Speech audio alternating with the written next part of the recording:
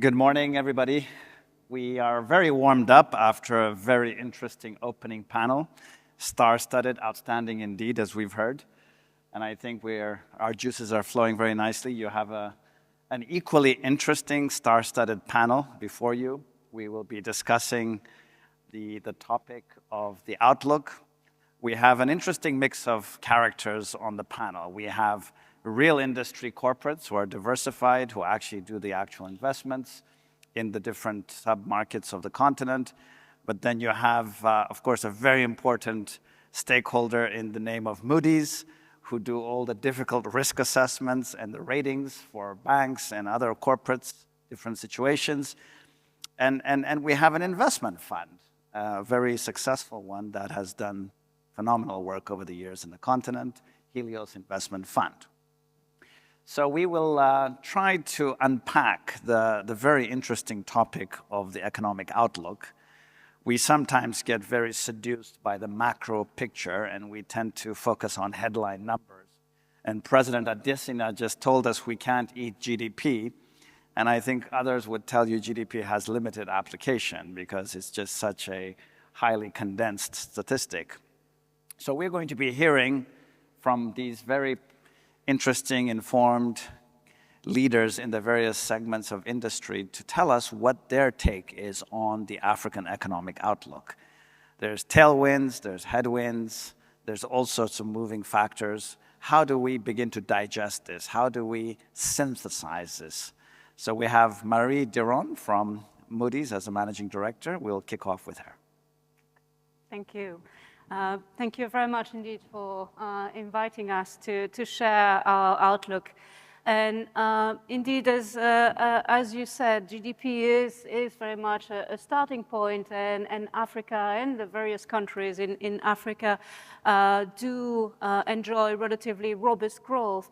The way we look at this, though, is growth then generating increasing living standards? From a sovereign perspective, that is essential because that is really what enables the population to then face future shocks and be resilient. I think, as we all know, the last few years have been very turbulent around the world. African countries have certainly been affected by that turbulence, and that resilience, that really capacity of a population to absorb the shocks is essential. The growth is also essential to generate government revenue, and then that allows recycling of this revenue, repurposing of these revenues into essential spending. And what we've seen in Africa is really varied experiences, and you will see that reflected in our sovereign rating actions over the last few years. In general, the continent, like the rest of the world, is coming out of these years of turbulence with more government debt. And so on average across the continent, it's a debt burden, a debt to GDP ratio that is at 63%. To put things in perspective, it is 10 percentage points more than in 2019, before the pandemic, and it's twice as much as 10 years ago. So a debt burden that is indeed significant. Importantly, that debt burden becomes even more real and more concrete when you take to the implications in terms of debt service. A metric that we look at is really the proportion of revenue absorbed by interest payments. I think those of you managing budgets, whether it's a corporate budget, a government budget, a multilateral development bank budget, would relate to that. Interest payments is essential, but there's also a lot of demands on that budget that are equally essential. And when we see that proportion dedicated to interest rising, then that poses difficult choices for sovereigns. Now, President Dr. Adesina made a very good point. We can't just talk about Africa as a bloc, and indeed our analysis is very much done at the country level and then at the corporate or financial institution level. So let me give you a few examples of some really kind of hopeful and really positive measures that we've seen taken in the continent. And we, again, reflected that in rating upgrades, positive outlooks on some of our sovereign ratings. One of my colleagues, John Walsh, I see here in the room, recently published a report looking at 5 examples, 5 countries in sub-Saharan Africa, Angola, Cote d'Ivoire, Eswatini, Nigeria, and Tanzania. And there we've seen a range of measures that are really looking at strengthening the revenue base, are looking at reducing wasteful spending, in general, are looking at really strengthening the country's institutions through fiscal, monetary, institutional reforms that we think will give more resilience to the government. So there are many ways to do this, and each of these countries is really looking at prioritizing the most effective ways. In some cases, there's really quite a wide range of reform. In the case of Angola, Cote d'Ivoire, and Tanzania. Other cases more focused, Eswatini on the fiscal side, Nigeria on the monetary side. The point here is that there is scope for governments to really identify key steps that will enable them to rebound from the shocks, to prepare for future shocks, and then seize that immense potential that we've heard about so eloquently in the previous discussion. Well, Marie, that's been a very interesting opening remark that you've made, because we're not accustomed to hearing the sounds of upgrades. We're more used to hearing the sounds of downgrades. So I think this is building on the positivity from that opening panel. And you've given us live, real cases where it shows that Moody's is actually fair. You do look at all sides of the equation. And I think the debt issues that you've highlighted have been very, very high on the agenda in terms of ensuring that we're sustainable. And again, the 63% number gives us hope that there's still some headroom for us to deal with future shocks. So this is very much a macro kickstart to the discussion, but we have a real economy player in the name of Arise, doing very interesting things across a number of sectors, and you've also been a pioneer, actually, helping to move upstream and get projects up and going in an environment where everybody complains that there's no bankable projects. So Gagan, could you give us perspective? How do you see the outlook? Do you still have appetite? Are you retreating? Are you going deeper? So I think I'll a little bit start with rewind. If you look for last 10 years, Africa has been actually a success story. If you look for last 10 years, you had, despite various crises, be it the commodity crisis we had, 2012, 14, 30, petrol went from $100 to $30. You had the COVID, then you had Ukraine. And Africa did not have the printing machine, which US and Europe had to print whatever money they print. Still, Africa grew by about 2.8%, Europe only 1.4%. That shows the resilience. I think if you look forward, and as he was saying, there are pockets of countries that are doing excellently well. And so if you look at, say, a country like Gabon, where we do timber transformation, the countries that have taken the journey to transform their raw material and export finished goods and not export jobs have done wonderfully well.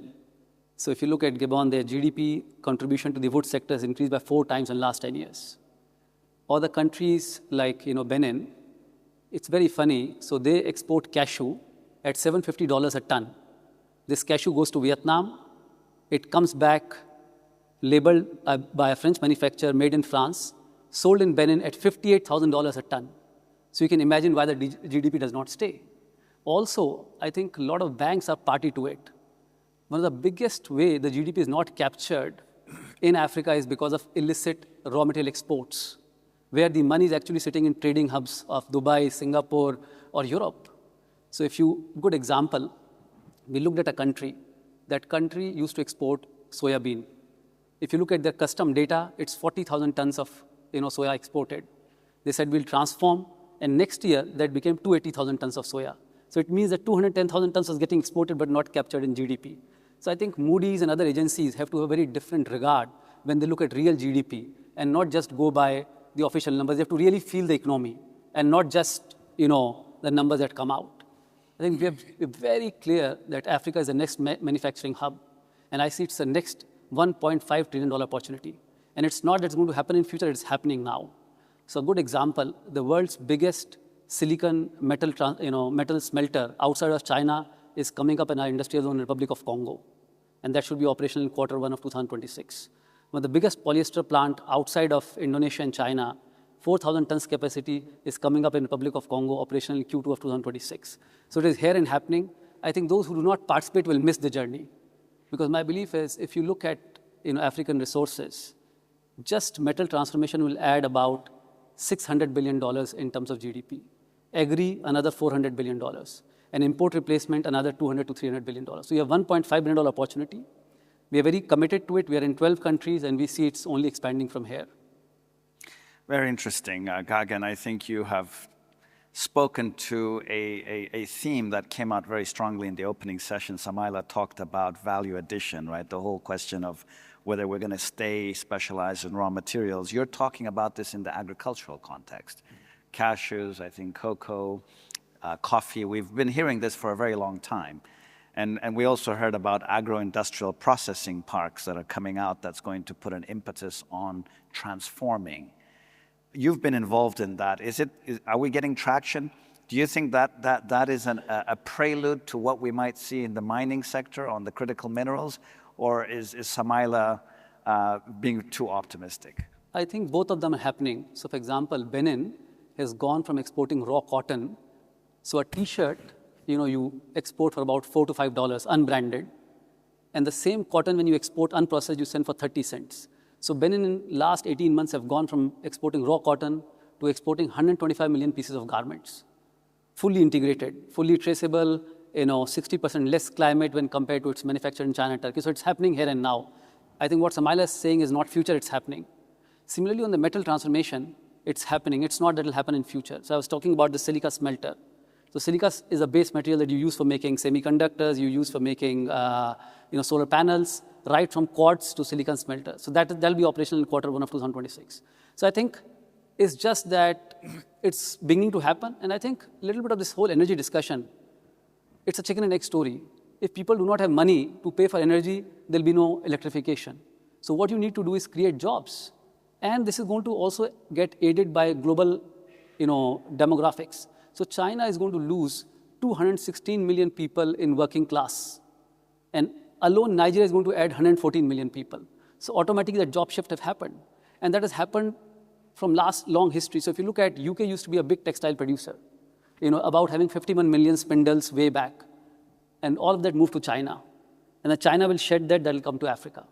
So I think what Samaila said is happening is just that it's now beginning to pick up the pace. And I'm very proud to say that all this development is supported by African financial institutions. So AFC, Afrexim Bank, these are the ones who are propelling it. It's not money that is coming from outside. Because I think one thing that Africa also needs to think, and I say very jokingly, imagine you have a maid at your home, and the maid comes and says, I want to build a house. You'll ensure you give enough money to build a house on outskirts of the city. And I think same Africa has to have. They can't go to Europe and US ask for building a house. Europe and US will not give you money to build a business as competitive and which can compete with them. They'll give you only money to keep you quiet. So the people sitting here, Africa has to put its own capital. It cannot depend on somebody else funding money. That will not make it work. Today we are successful because we have Afrexim, we have AFC, which is African capital, which understands Africa and is willing to support it.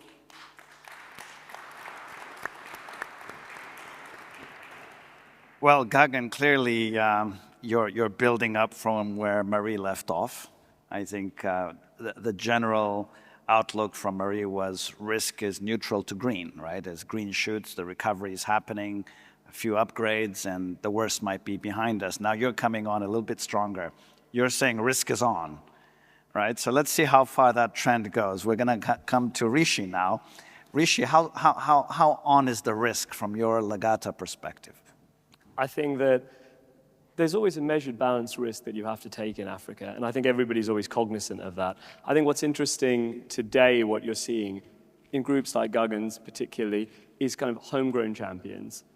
I think 15, 20 years ago, the likes of the multilateral financing institutions like the AFC, et cetera, were very actively going out to the West, not just looking for funding, but looking to try and attract investors from there to come in and to try and develop and to teach and to educate Africa on how to develop businesses.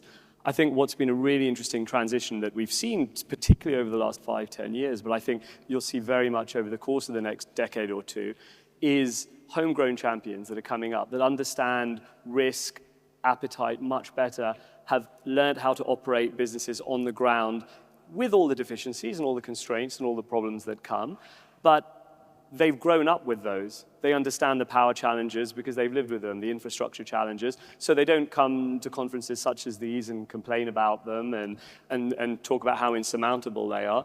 They've grown up, they're used to them, they know how to adjust around them, and they get through that. And I think you see that very much with what Gagan's done, and you see how that means that groups like the AFC can now come and support you and make you their platform rather than looking outside. So whilst I think risk remains, I think the appetite of investors and operators on the continent to know how to adjust that, how to work with that, has improved significantly. And I think that's a great benefit and opportunity for Africa moving forward.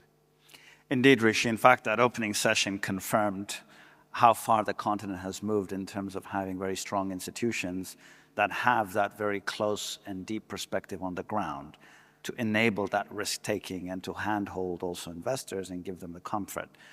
I'm going to move quickly to another real economy player that is actually legendary in the African context. Those who know the term Helios, they associate that with pioneering success. Babatunde, are you still as active as you've been? I mean, we heard of some very interesting deal you did about 6 to 12 months ago. It caught a lot of us by surprise.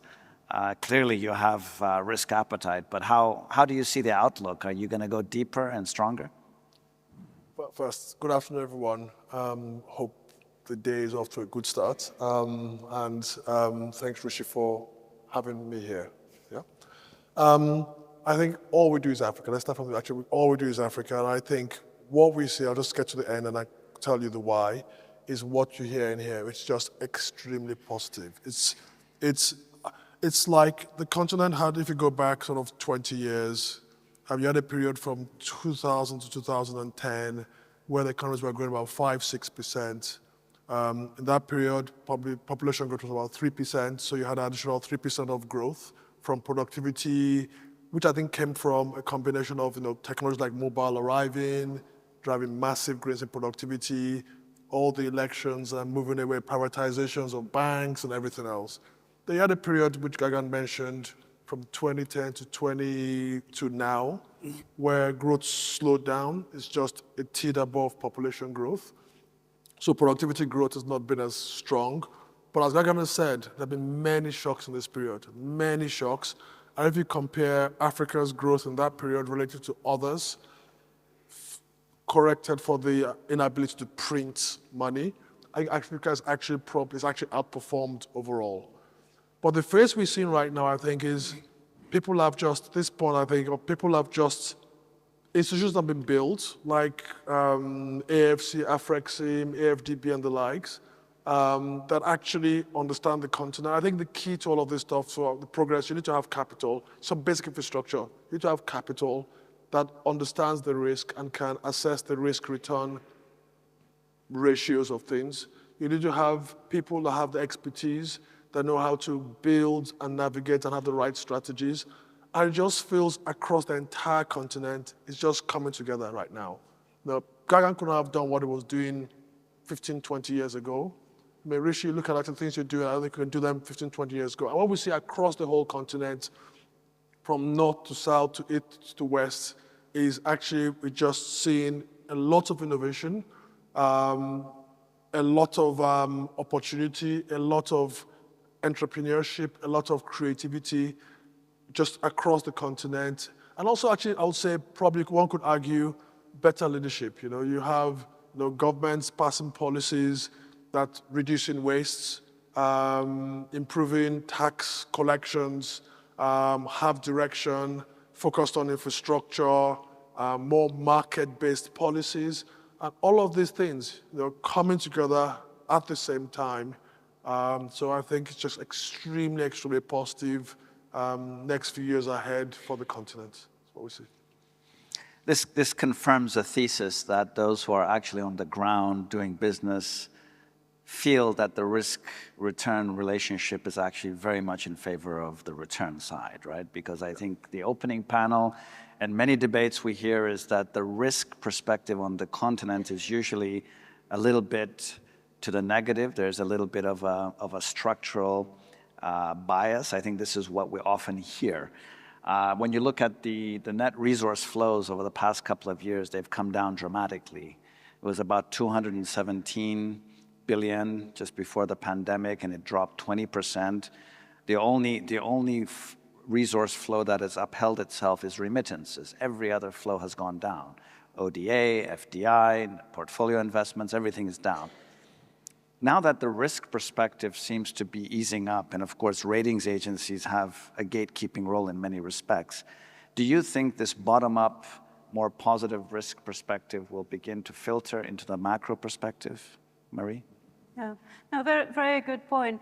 I think our analysis of really where credits are and where financial market risk appetite is very much at a point of differentiation. I think it's undeniable that there is competition for capital. The world is, there is liquidity out there, there is capital, but it is relatively scarce compared to the 2010s. We had an event a few days ago for emerging markets in general, and that was very much the theme, that competition for capital, hence differentiation, hence really that kind of potentially divergent stories, divergent outcomes coming between those credits, sovereigns or corporates, that will have that really sound fundamentals, sound governance, and credible story going forward, and those who do not. And I think we do see that in Africa, and we do see that in our sovereign ratings. So since the beginning of the year, we have seen some sovereigns, Côte d'Ivoire and Benin, for instance, issuing on international bond markets. And it is really because with that kind of credible story, really predictable policy making, then they are able to attract capital. For others, it does remain really relatively challenging, and we see the cost of capital still being very high. Cost of capital, it's the big theme. Babatunde, how does the cost of capital feel? Are you managing to jump up to the higher hurdle rates, or are you struggling? Do you find that it's pouring too much cold water on your investments? Yeah. What I will say, I think, is there's cost of capital in sort of two currencies. There's the local currency cost of capital, and there's the US dollar cost of capital. And also Africa is not one country, because we have countries on the continent that today, in places like Morocco, you can borrow money at 5-6%. It's actually pretty amazing, yeah? In euros, in essence, basically. And you got places like, Nigeria, where in local currency, the cost of capital is, but I think one cannot look at things just at a point in time.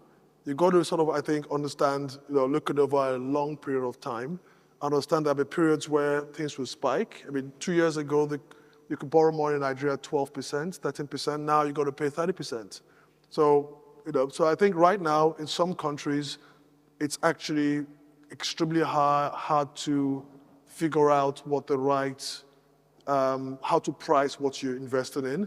And in some countries, it's actually relatively clear and simple, and it goes on roundabout, So I think, but the long run, I think, the big economies of Nigeria, Egypt, South Africa, and the likes, Egypt and Nigeria, especially right now, going through periods where the cost of capital is actually extremely high because of high inflation and big devaluation.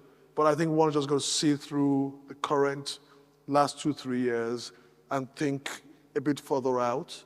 I know there are periods you take the pain, but the benefits will come at some point in time. Rishi, with a strong leg in a city like London, are you able to buck this difficult trend of much higher cost of capital? Does it make sense for African firms maybe to try to co-locate in the UK and try to deal with some of these difficult cost issues on the capital side? Look, I feel in a sense the cost of capital is the cost of capital. You can adjust it and you can play with it and you can try and be smart to some extent.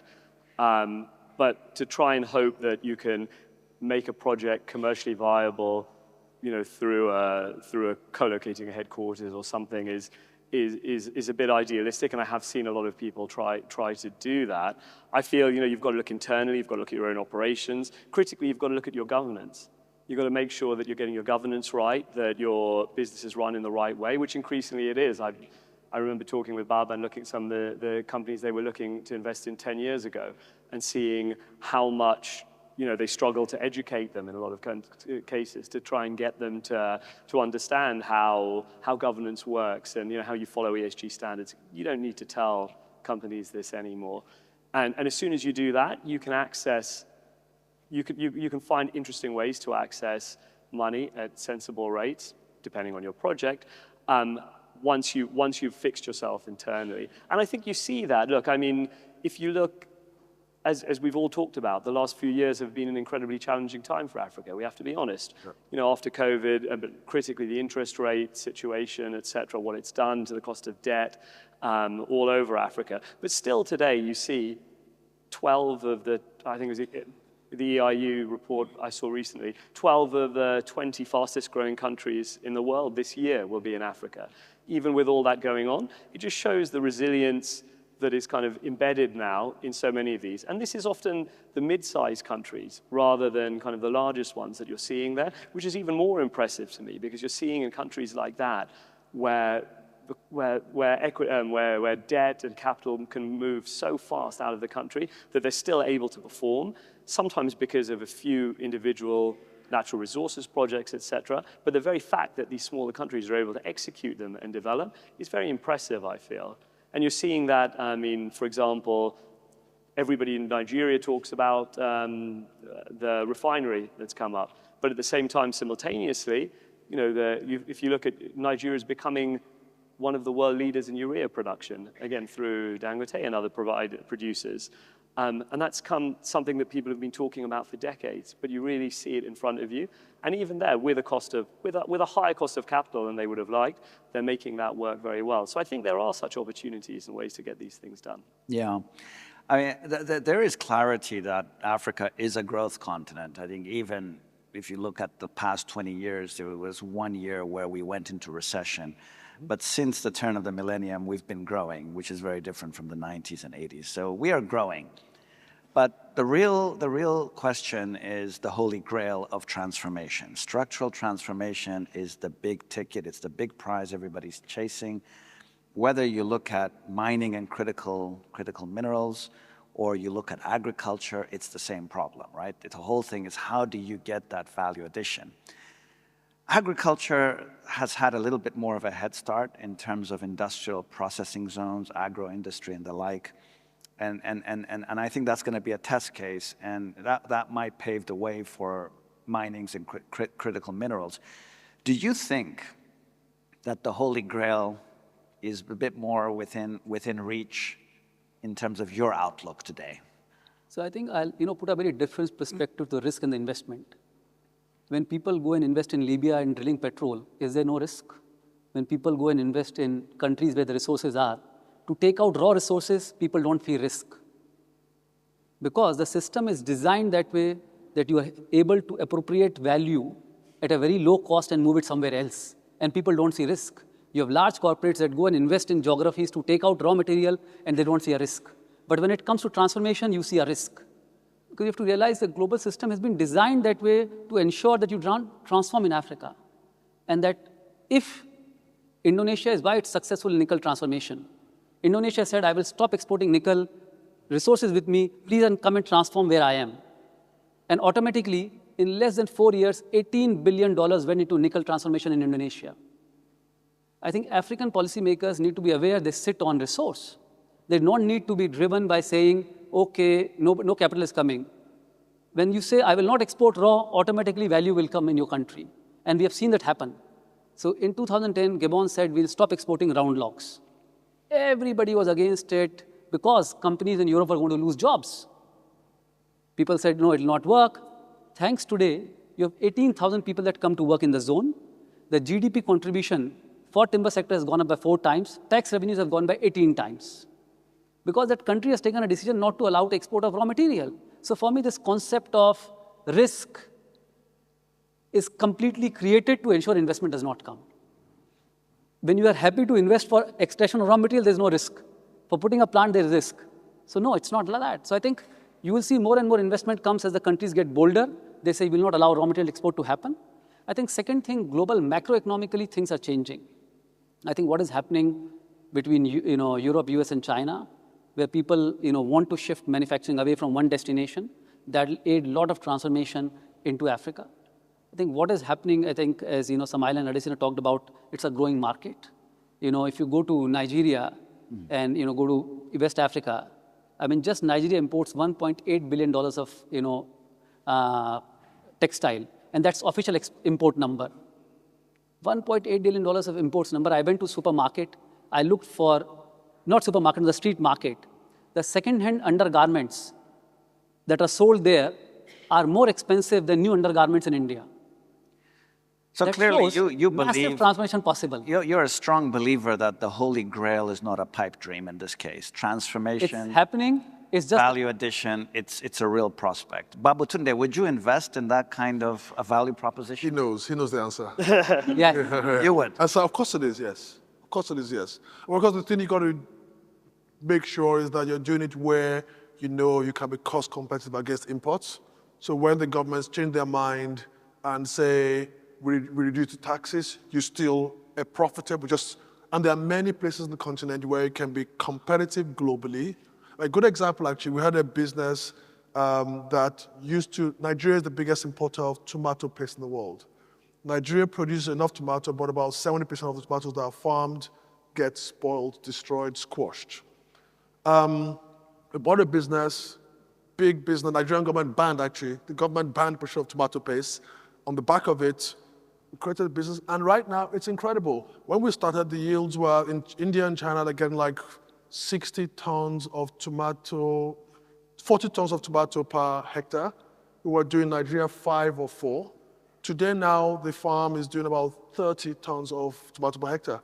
So I think it is possible. So right now, if you add what they're producing, it's cheaper than if you add the import costs and import duty and FX issue, it's cheaper to do it than actually importing it. I think you've got to pick your sectors. I'll just add to what Baba said is very important.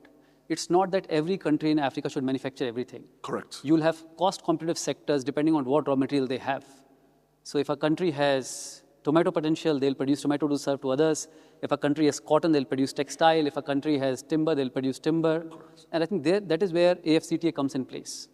And we are seeing the early benefits of it. For example, a particle board or a plywood made in our industrial zone in Gabon is going to Niger, is going to Togo. We see the meat coming from Chad is going to Angola, is going to Republic of Congo, is going to Gabon. So I think you'll start seeing these countries with very specific raw material, which they can transform competitively, start to trade within Africa. And for some countries, competitiveness will come from labor advantage, some power advantage, just having flared gas. So every country will have its own specific advantage. It's not that every country will be able to do everything. But in Rishi, do you think that we're on track? Yes, I think just in addition to that, but definitely showing that we are on track, is that what we're seeing is that governments are getting smarter and more sophisticated as well. In some cases, you can, as you say, just slap a ban, and they have to be tough.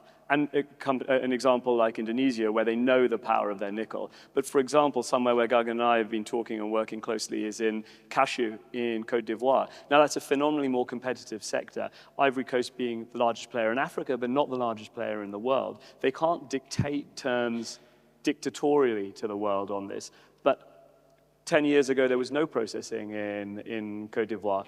By next year, they'll be probably pretty much the largest processor on earth of cashew, because they've put in a system of subsidies, grants, taxes, support in a very sophisticated way that you would not have expected 10 years ago a country in Africa do. Employed tens of thousands of people, and that's all through that's all through foresight and a lot of deep thought that's gone in. And that's what you're seeing happening in different sectors throughout the continent now.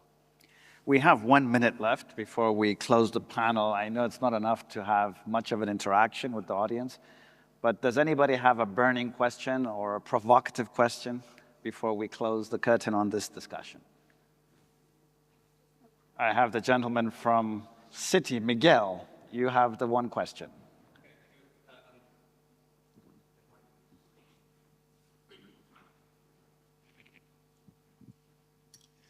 I remember being here 10 years ago, and the narrative was Africa rising. Everything was very bright or looking bright. 10 years have passed. I think the perennial debate, macro discount and micro premium, macro being governments, micro being companies, is less favorable. The micro premium is there, but the macro discount is much bigger. The risk premiums are up. So I would like to ask the panelists, how do they feel 10 years on? How do they feel frustrated for the last decade? Do they feel hopeful for the next decade? Do they feel a combination of both? Where exactly are we?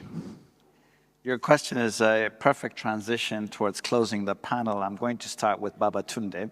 Okay. And maybe to make it efficient without you having to explain too much, on a scale of 1 to 10, 10 being the Africa rising narrative is super hot and 1 being super cold, where would you say we are as a synthesis vote from your end? 1 out of 10. I would say actually we're more towards the 7.5, 8.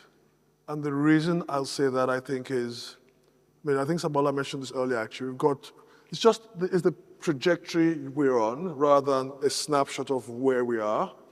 And I think the moving of the pension, we've got about $2 trillion of pension money across the continent.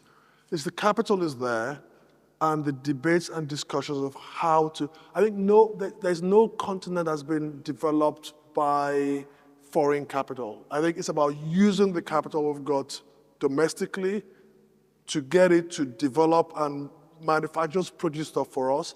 And that debate with people like the institutions of Afrexim, FDB, but also there's more of it happening. And I think when that actually does happen, we're going to see the results. And it's going to be absolutely transformational. Thank you. Rishi, your finger on the pulse, 1 to 10. What's your take on how hot is it? One number for all of Africa and everything to do with it is difficult. But I would say when we talked about the Africa rising narrative, it was very theoretical. 10 years ago, I wasn't talking about it, but people were. But when you ask whether we're frustrated by the last 10 years, I don't think anybody here would say they're frustrated by the last 10 years. 10 years ago, my business was much smaller. Gagan's business was much smaller, right? We've had a very successful 10 years. There are people where that's happened, and these overarching narratives and themes that people have kind of generalized with have completely misunderstood and taken us in the wrong direction. In the next 10 years or 20 years, in the next 25 years, we're going to add 1 billion people on the African continent. It astounds me that people think that that is a challenge. Of course it's a challenge. There's lots of challenges. But Africa is going to be a different place in 20, 25 years. And there's going to be so many interesting things that arise from that. So much opportunity. And so, we as a group are positive. What we see from outside goes in cycles, ups and downs. And we have to just continue to be stable, positive, and keep moving in the right direction. So it's complex and very difficult to sum up. Last word for you on the vote. Do you think? Clearly, I think last 10 years are outstandingly well, I would say. And very hopeful for the next 10 years. If you were to put a number, it'll be between 7.5 and 8. And I think, as I said early on, I see clearly it's about $1.5 trillion manufacturing opportunity.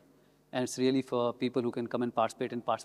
Otherwise, somebody else will come and participate. So very, very hopeful and very bullish about it. So Marie, the guys on the ground are quite optimistic, right? That's the general consensus. Are they smoking something in your view?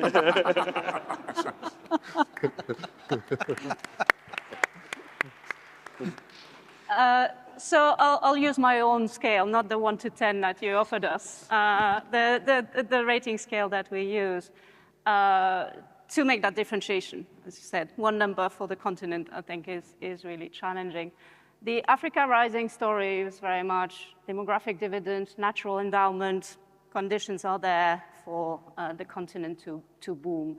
And indeed, that's significant. And where we see that playing out is in countries like Morocco, Cote d'Ivoire. So on our rating scale, rated BA1, BA2, very much on par with global average, where that demographic dividend, natural endowment is combined with the strong governance, the investment in infrastructure to really be able to realize that. Other parts of the continent, we rate much more lowly, not because the demographic dividend story is not there. It is there generally across the dividend, but because we're not seeing the complementary aspects that really allows these countries to seize it. Thank you very much, Marie. I believe we've come to the end of the panel, ladies and gentlemen. The summary is risk is on, the outlook is positive, very uneven, of course. That's the hard reality. It's not the same everywhere, but clearly the long-term appetite and long-term view is quite robust. We keep our fingers crossed, and on that note, a round of applause to our panelists. Admassu and panelists, thank you very much indeed for that excellent panel. We heard about the challenges of debt servicing, the proportion of reserves eaten by debt payments, and how that is increasing and creating some challenges in some African markets. But I thought the overall theme and feeling of the contributions from the panel was unreservedly positive. Despite the shocks, there is risk, but it can be managed. We're increasing value added taking place on the continent, innovation and opportunity taking place, embedded resilience, structural transformations, key themes coming out of the contributions from the panelists.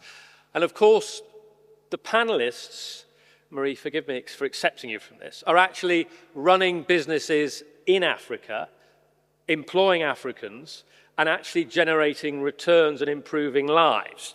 So if anybody's going to know and have an accurate assessment of what is actually happening in the continent, it's the investors and people running businesses on the continent. So thank you all very much for your contributions on that panel.